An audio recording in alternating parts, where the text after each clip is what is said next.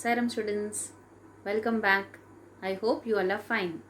Today let us continue with the revision of history lesson number 4, what books and burials tell us. Children, today in this lesson we shall revise about what skeletal studies tell us and about the occupations at Inamgaon and elsewhere, that is about China. Now children, let us revise the first topic. What skeletal studies tell us. Children, it is easy to make out the skeleton of a child from its small size, and however there are no major differences in the bones of a girl and of a boy. So how can we make out whether a skeleton is that of a man or a woman?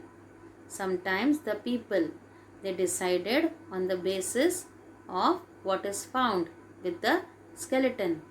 Here we can see an example. If a skeleton is found with jewelry, then it is sometimes thought to be that of a woman. And children, we know that often men, they also wore ornaments. So, however, there were problems with this. So, what is a better way of figuring out the skeleton of a man and a woman?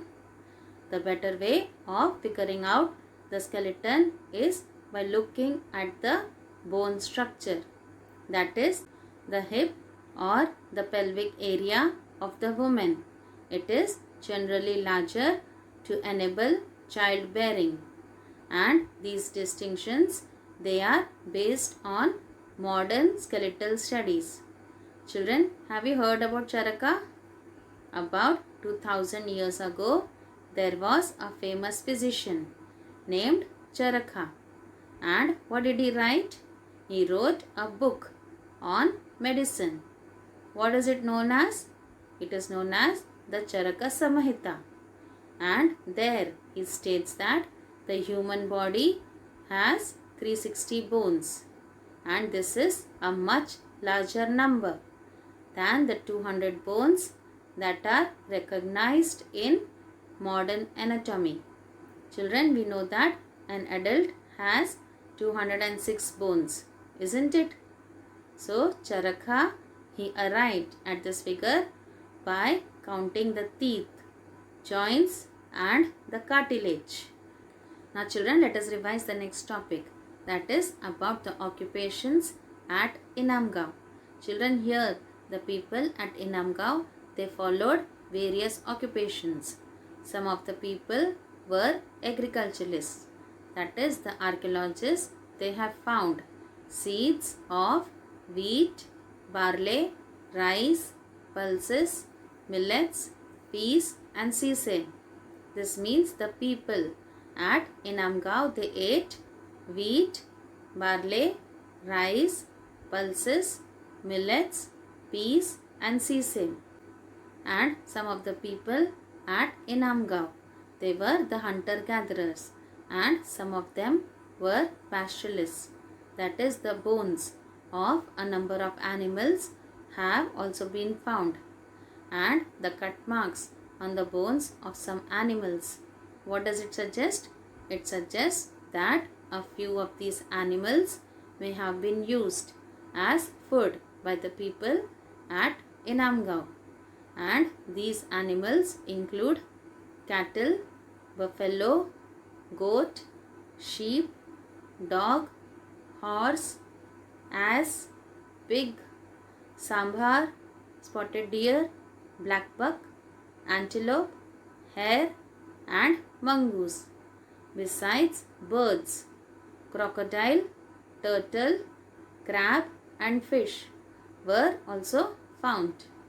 And there is also an evidence that the fruits such as bear, amla, jamun, dates and a variety of berries were collected by the people at Inamgaon. So these are the various occupations that were followed by the people at Inamgaon. Now children, let us revise the next topic, elsewhere, that is about China. Children, find China in your atlas. around 3500 years ago. We find that some of the first evidence of writing was in China, and these writings, they were on animal bones. So what are these called as? These are called as oracle bones because they were used to predict the future. And the kings, they got scribes to write questions on the bones, and they would ask them to write the questions such as, would they win battles? Would the harvest be good? Would they have sons? And then the bones, they were put into the fire and they cracked because of the heat of the fire. Then the fortune tellers, what did they do? They used to study these cracks and then they tried to predict the future. And as we may expect, these fortune tellers, they sometimes made mistakes. And where did these kings live? These kings, they lived in palaces that were in the cities. And what did they do? They amassed vast quantities of wealth. That is, they gathered together or accumulated vast quantities of wealth, including large elaborately decorated bronze vessels. But however, they did not know the use of iron. Children, this is an image of the first evidence of writing that was found in China around 3500 years ago. Now children, let us revise about some important dates. That is, the beginning of the composition of the Vedas was about 3500 years ago, and the beginning of the building of megaliths was about 3000 years ago, and a settlement at Inamgaon, it was occupied between 3600 and 2700 years ago. And Charaka, a famous physician, he was about 2000 years ago. So children, these are some important dates that we have revised in this lesson. Now children, let's have a quiz. Multiple choice questions. First one, the evidence of which fruits were found? A. Bear, amla, jamun. B. Mango. C. Apple. What's the correct option? Correct. A. Bear, amla and jamun. So the evidence of bear, amla and jamun were found. Second one, Charaka wrote a book on medicine known as the dash. A. Arthashastra. B. Charaka Samahita. C. None of the above. What's the correct option? Correct. B. Charaka Samahita. Charaka wrote a book on medicine known as the Charaka Samhita. Third one, around 3500 years ago, the first evidence of writing was found in dash. A. Iran. B. Egypt. C. China. What's the correct option? Correct. C. China. Around 3500 years ago, the first evidence of writing was found in China. Now children, state whether the following statements are true or false. First one, the writings on animal bones were called oracle bones. A. True. B. False. What's the correct option? Correct. A.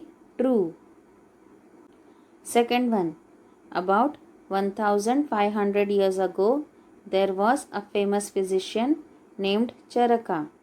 A. True. B. False. What's the correct option? Correct. B. False. Third one, people at Brahmagiri ate wheat, barley, rice, pulses, millets, peas and sesame. What's the correct answer? Yes. B. False. Very good, children. Those who have guessed all the answers correctly. So children, today we have completed the revision of history lesson number 4. What books and burials tell us. So read the lesson thoroughly. Till we meet again. Goodbye, children.